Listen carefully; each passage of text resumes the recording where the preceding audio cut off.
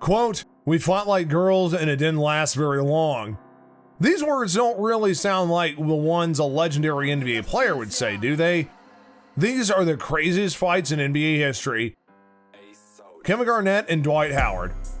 Alright, we know that Kevin Garnett is widely known as one of the biggest trash talkers in the NBA. He used whatever tactics that he could to get inside your head and give himself any sort of advantage. Toward the end of his career, his on-court insanity ended up leading to an altercation with Dwight Howard of the Houston Rockets. On January 12, 2015, the 27-11 Rockets visited the struggling 16-22 Nets for a regular season matchup at the Barclays Center. Just 4 minutes into the first quarter, Kevin Garnett was whistled for a foul while attempting to keep Howard from establishing position inside. Garnett could be seen immediately yelling toward the referee while nudging Howard away from him with an elbow. Not appreciating the nudge, Howard responded with a quick smack to Garnett's chest. The move sent Kevin over the edge, and he responded by throwing his basketball into Howard's back and then stepping in to headbutt him. In seeing the incident play out, it is tough to see Garnett's response as proportional to what Howard did. In the clip above, you can see him being restrained by Trevor Azaria as well as his own staff, eventually putting his arms up as if he's done pursuing Dwight. Once clear the crowd somewhat, Garnett then makes a second attempt to loop around and get another piece of Howard. It's hard to see how Howard could have aggravated Garnett so much in less than 5 minutes of gameplay, but nevertheless, Kevin completely lost it. Howard, who played for 28 minutes, ended the night with 8 points and 5 rebounds, but most importantly, a team wins. Quote, "As long as we win the game, that's all that matters. I'll do my damage when it's time," he said after the game. The Rockets got the win with a 113-99 victory, while Garnett had to watch the majority of the game from the locker room. Even worse for Brooklyn, he was subsequently suspended for the next game for the headbutt as well as instigating the incident. Charles Barkley and Shaquille O'Neal. During his time in the NBA, Charles Barkley was no stranger to fights. During a 1999 altercation against the Lakers, he had enough and got into an all-out court fight with Shaq. After the two men came together under the basket, Barkley bounced the basketball off Shaq's head. The then Lakers center didn't really appreciate it and afterwards got a punch and a tackle.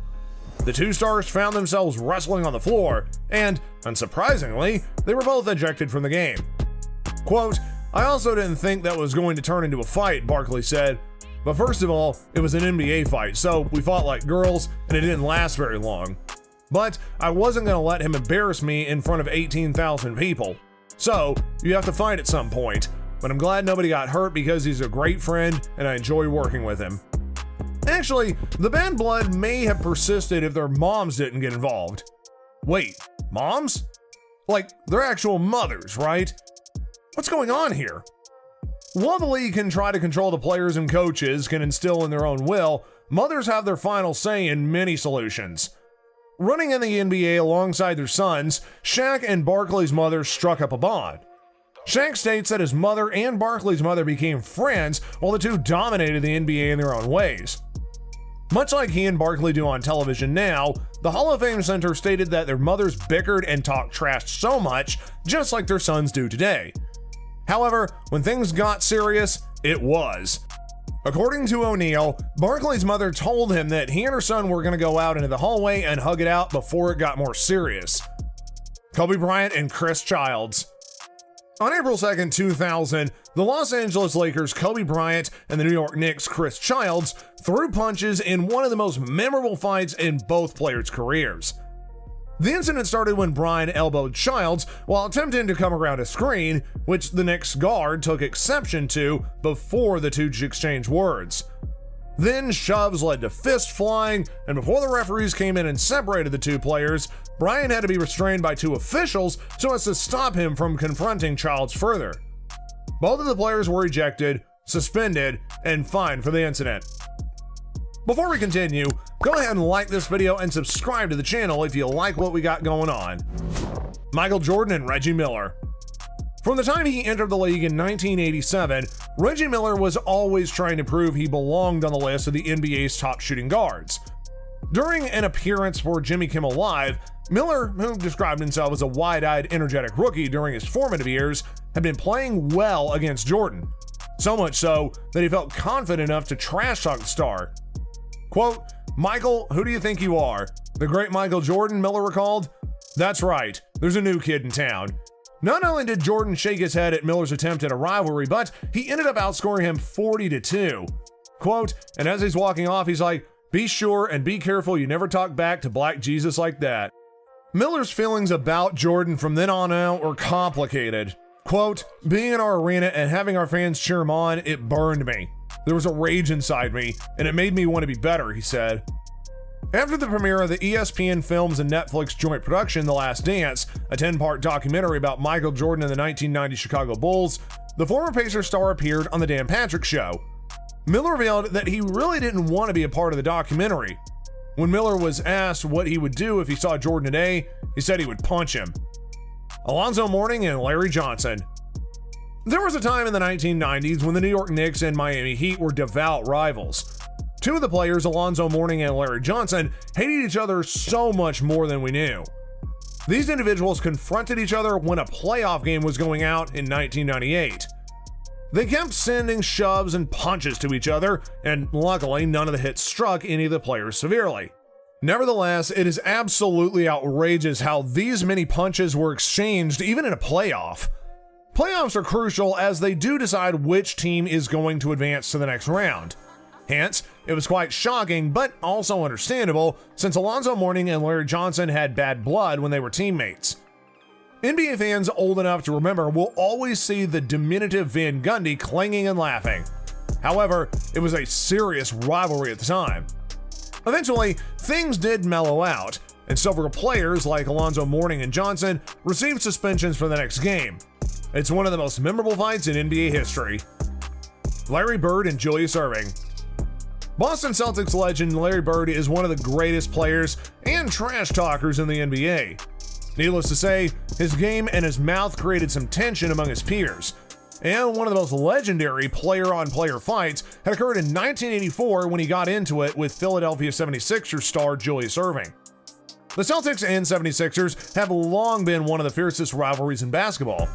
The two teams hold a playoff record, having met up to 20 times in the postseason. In fact, the rivalry goes back even farther than the 76ers themselves, to a time when the franchise was known as the Syracuse Nationals. After losing several championships to the Nationals, the Celtics swung the tide by acquiring legendary center Bill Russell. The newly minted 76ers would soon retaliate by trading for Wilt Chamberlain. The two teams squared off in the Eastern Conference Finals on numerous occasions, with the upper hand swinging back and forth. Finally, the 76ers went into a slump after trading Chamberlain to the LA Lakers. The rivalry then picked up a new steam when the 76ers acquired Erving. Erving's presence alone had ensured that Philadelphia would become a perennial contender. In his very first season with the team, the 76ers knocked off the Celtics in a 7-game Eastern Conference semifinal. The following year, the Celtics drafted Bird, and the rivalry took a whole new dimension. By the time the Erving-Bird fight went down in November 1984, there was already plenty of bad blood between the two teams. 3 separate fights had broken out in the course of one single game in the previous season. At the time of the Erving-Bird fight, both teams were off to a hot start, the Celtics being 4-0 and the 76ers 5-0. The fight occurred toward the end of the tightly contested game, and up to that point, the two superstars had turned in very different performances. Bird had put up a masterful 42 points, whereas Erving had just 6 points. The fight occurred shortly after Bird was called on an offensive foul for appearing to throw an elbow at Erving. During the fight, Erving takes several swings, while one of his 76er teammates restricted Bird with an arm around the throat. In the video, you can also make out a young Charles Barkley getting involved. While his role is unclear, Barkley has been adamant in subsequent years that he was only trying to break the fight up and not escalate it. So, what do you think was the craziest fight? Let us know in the comment section down below. And again, if you liked the video, please go ahead and give it a thumbs up, as well as subscribe to the channel and hit the post notification button so you never miss another update from us. Until next time, guys, we'll see you later.